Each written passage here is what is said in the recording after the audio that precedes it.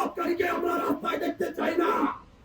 আমরা শহীদ এবং আহতদের জীবন নিয়ে খেলতে দিতে পারি না।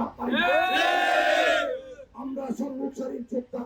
15 মাসে আপনি দেখেন আওয়ামী লীগের প্রধানমন্ত্রীর পিএ 400 কোটি টাকার মালিক হয়েছে, তাহলে তার পরিবার কত কোটি টাকার মালিক হয়েছে স্পষ্ট বার্তা।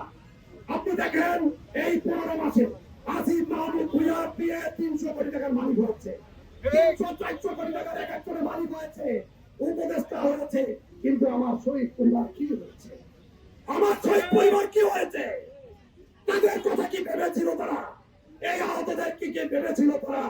আজকে তাদেরকে ব্যবহার করে শহীদ জুলাই ফাউন্ডেশন নামে সেখানে বসে এই সরকারকে বিভ্রান্ত করার জন্য তাদেরকে ওখানে বসে মহাকারীরা বসে গল্প বাণিজ্য করছে এবং কিভাবে সরকারকে বিব্রত করা যায়, কিভাবে শহীদ পরিবার এবং আহতদেরকে মুক্তিগত করে সেখানে এই বাংলাদেশকে অকার্যকর করা যায়, তাদের পিছনে একটি কুস্তি তাদেরকে আবার লেলিয়ে দিচ্ছে।